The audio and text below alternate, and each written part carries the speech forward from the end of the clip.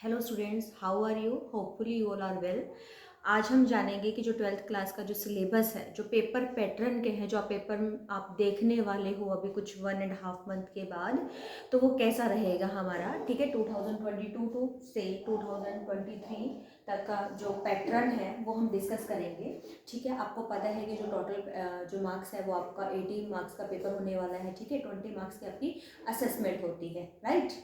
तो उसके बाद जो हमारा जो पेपर होता है वो क्या है, 3 पार्ट में आता है, सेक्शन ए में, सेक्शन बी में और सेक्शन सी में। 3 पार्ट्स में आपका पेपर डिवाइड हो गया, राइट। जो सेक्शन ए है उसमें क्या है, रीडिंग स्किल्स आपकी कितनी है, 20 मार्क्स ही है। मतलब जो पेपर में जो स्टार्टिंग है वो आपकी पैसेज से शुरू होगी। आपके पास 2 पैसेज आएंगे, वो आपके पैसेज क्या होंगे, 10-10 मार्क्स के होंगे, तो टोटल 20 मार्क्स के। ठीक है, तो आप क्या करोगे, आप उसमें से आपका मतलब कि 10 और 10 दो आपको पैसेज मिलेंगे, आपको वो क्या होंगे, आपके टोटल 20 मार्क्स के। ठीक है, तो अब सेक्शन बी हमारा क्या होगा, राइटिंग स्किल का होता है, वो भी 20 मार्क्स का होता है, राइट। तो उसमें सेक्शन जो बी है, सेक्शन बी में आपके 4 पार्ट आते हैं। एक तो नोटिस आता है जिसमें, दूसरा आपका लेटर राइटिंग आता है, थर्ड आपका क्या है, इन्विटेशन है, फोर्थ क्या है आपका आर्टिकल या रिपोर्ट राइटिंग में से चॉइस आती है। और सभी आपके क्या क्या है, ये 5 मार्क्स के हैं, राइट। पहले क्या होता था, नोटिस और पोस्टर में चॉइस आ जाती थी। अब नोटिस के चॉइस में नोटिस ही है, लेटर राइटिंग की चॉइस में लेटर राइटिंग ही है, इनविटेशन के ऑप्शन में आपकी इनविटेशन ही मिलेगा आपको, और आर्टिकल और रिपोर्ट आर्टिकल में सब चॉइस कर सकते हो। आपका कहने का मतलब ये है कि जब आप नोटिस कर रहे हो तो आपको नोटिस सभी ही करने हैं। आपको मतलब चॉइस नहीं है कि आप नोटिस छोड़ दोगे कि आप पोस्टर कर लोगे, आपको नोटिस ही अच्छे से करने हैं। लेकिन हाँ, ऑप्शन में आपका मतलब एक थोड़ा इजी होता है, थोड़ा डिफिकल्ट, वो आप डिसाइड कर लेना उस टाइम में। ठीक है, लेटर राइटिंग में क्या होता है, जो लेटर राइटिंग है, लेटर राइटिंग में आपकी एप्लीकेशन वाली मेंशन की हुई है बोर्ड में कि जो आपकी जॉब एप्लीकेशन आती है, ठीक है, तो आपने जॉब एप्लीकेशन तो करनी ही करनी है, वो तो बिल्कुल भी किसी भी हाल में नहीं छोड़नी है आपने। लेकिन जो आपकी जो लेटर है, बिजनेस लेटर है, ऑफिशियल लेटर है, वो भी आपने करनी है, वो चॉइस में आएगी। लेकिन application for jobs it is compulsory कि आपकी आएगी ही आएगी। फिर आपका क्या है, इनविटेशन। इनविटेशन में क्या होता है कि इनविटेशन रिप्लाई के लिए भी होते हैं, इनविटेशन एक्सेप्टेंस के भी होते हैं, रिफ्यूज़ल के भी होते हैं, तो वो चॉइस में वो आ जाएगा, मतलब आपका इनविटेशन ही होगा 5 मार्क्स का। नेक्स्ट फिर हमारा क्या होता है, आर्टिकल या रिपोर्ट राइटिंग। ठीक है, इसमें से आपका एक आ जाएगा, ये तो टोटल आपका क्या हो गया है, 20 मार्क्स का हो गया है। ठीक है, तो ये अब हमारा सेक्शन और ए और बी हमारा कितने का हो गया है, 40 मार्क्स का हो गया है। जो सेक्शन ए है, एक चीज़ और मैं आपको बताना भूल गई कि ये आपका क्या होगा, एमसीक्यूज फॉर्म में होंगे। जो आपके पैसेज आते हैं, जो पहले क्या होता था, पैसेज आपके 1 लाइन में आ जाता था कि राइट करना है, अब आपके एमसीक्यू फॉर्म्स में है 20 मार्क्स का, तो आपका पेपर यही सेक्शन ए होगा। लेकिन जो 20 मार्क्स का जो राइटिंग पोर्शन आपको कंप्लीट लिखना है, नोटिस आपको कितने वर्ड्स में लिखना है, 50 वर्ड्स में लिखना होता है, 50 वर्ड्स में लिखना होता है। लेटर आपने क्या है, 120 टू 150 वर्ड्स में आपने राइट करना होता है। इनविटेशन भी आपका क्या होगा, जस्ट 50 वर्ड्स में आपने लिखना है।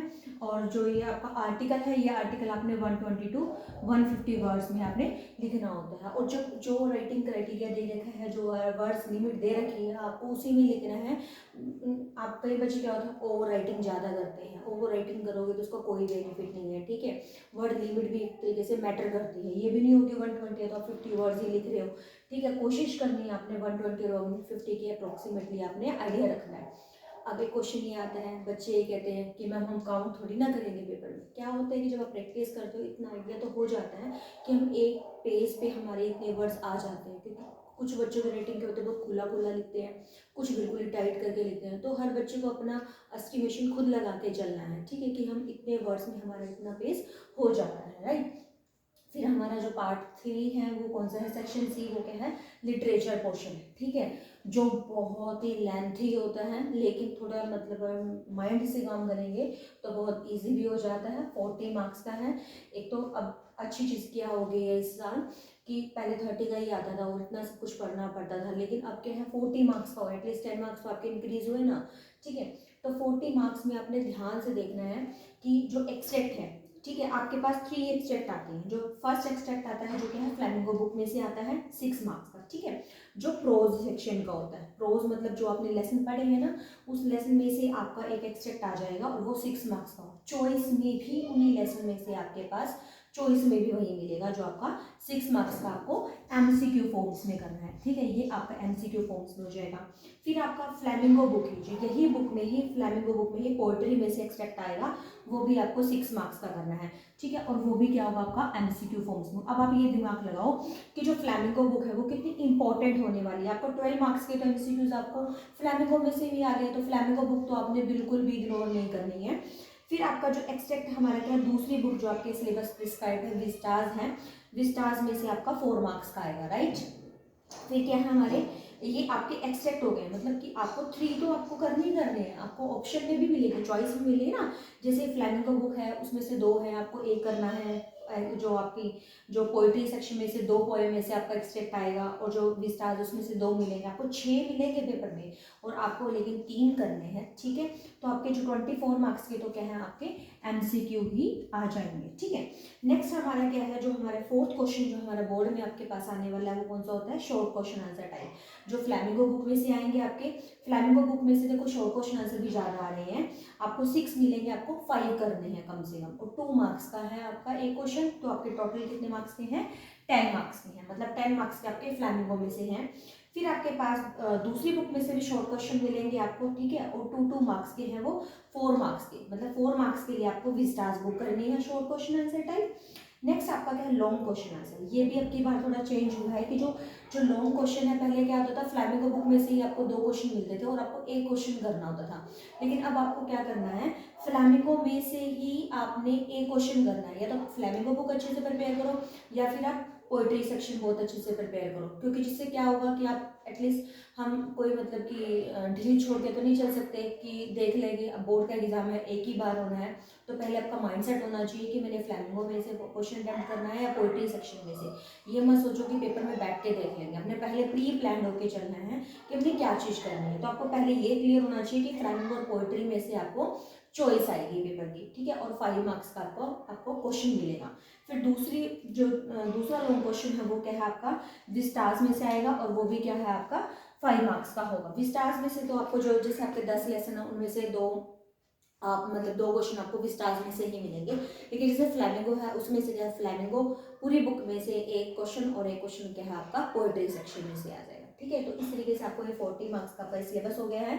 तो आपके जो 24 मार्क्स के तो ये हो गए एमसीक्यूज, ठीक है, और 20 मार्क्स के आपके ये हो गए 6 6 12 4 16 24 नहीं सॉरी 16 मार्क्स 16 के ये हो गए आपके 6 6 12 4 16, ठीक है।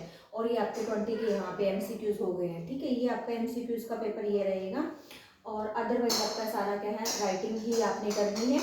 और एक चीज़ और आपको ध्यान में रखनी है कि आप जब पेपर के लिए आप प्रिपेयर कर रहे हो, तो आपको सबसे पहली चीज़ है पेपर पैटर्न आपको पता होना चाहिए, अकॉर्डिंग टू दैट आपको अपनी प्रेपरेशन करनी है, ठीक है। ये नहीं है कि ज़्यादातर क्या होता है, जो लिटरेचर क्वेश्चन होता है ये बहुत ज़्यादा लेंथी होता है कि आप सारा टाइम इसी पे ही स्पेंड कर दो, क्योंकि ये तो सिर्फ हमारा क्या है, ये तो सिर्फ हमारा 40 मार्क्स का आने वाला है। अगर आप सारा टाइम ही इसी पे लगा दोगे, तो आप 80 मार्क्स का जो पेपर आप करने वाले हो, वो आप कैसे करोगे, ठीक है। तो जो हमारा जो रिमेनिंग पार्ट है, जो 40 मार्क्स का जो ये पेपर है, इस पे भी आपने फोकस करना है, ठीक है।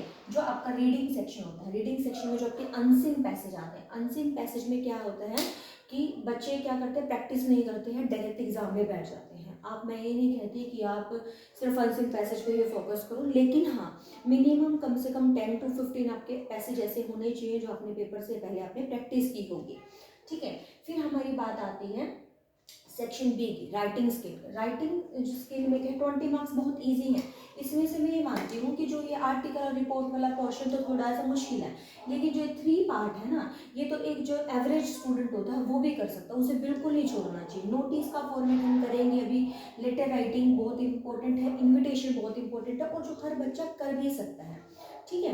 तो ये जो मैं अभी बता रही हूँ, ये हर बच्चे के हिसाब से बता रही हूँ। देखो जो इंटेलिजेंट बच्चे होते हैं उनको तो पेपर पैटर्न भी पहले से ही पता होगा, लेकिन फिर भी ओवर कॉन्फिडेंस ना हो, आपको एक बार कंफर्म कर लेना है कि क्या क्या चीज़ें कितने मार्क्स की आएगी, ठीक है। उसके अकॉर्डिंगली आपने तैयारी करनी है।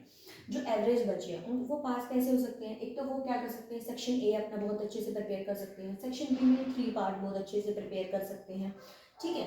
फिर जो सेक्शन सी आता है, सेक्शन सी में देखो जो एक्सट्रैक्ट है, वो एक्सट्रैक्ट का क्या होता है कि अगर आपको लेसन बहुत अच्छे से पढ़ा है ना आपने, तो आप इजीली कर सकते हो, ठीक है। फिर जो शॉर्ट क्वेश्चन आंसर है और जो शॉर्ट क्वेश्चन आंसर है, फ्लैमिंगो और विस्टार्स में से आए हुए हैं, तो उसमें से आपने शॉर्ट क्वेश्चन करने के लिए आपको ज़्यादा लेबर नहीं करनी है, आपने जस्ट लॉन्ग क्वेश्चन प्रिपेयर करने हैं। अगर आप हर लेसन में से एक एक लॉन्ग क्वेश्चन कर लेते हो तो आप इजीली शॉर्ट क्वेश्चन अटेम्प्ट कर लोगे। ठीक है, स्पेशल टाइम नहीं लगाओगे आप कि आपने शॉर्ट क्वेश्चन आंसर आपने करने ही करने हैं। ठीक है, आप सिर्फ लॉन्ग क्वेश्चन आंसर याद करोगे। ठीक है, तो मेरे ख्याल से तो इसके अलावा तो आपके पास कुछ ऐसा रहता नहीं है जो मैंने आपको नहीं बताया हो। अगर आपको कुछ और भी डाउट है तो आप प्लीज़ कमेंट सेक्शन में राइट करें। और before ending of this class मैं आपको ये थैंक यू, मैं सभी को बहुत दिल से थैंक यू बोलूँगी कि आपने मेरे चैनल को सब्सक्राइब किया है, आप मुझे इतना मोटिवेट कर रहे हैं। ठीक है, thank you so much. Meet you in your next class.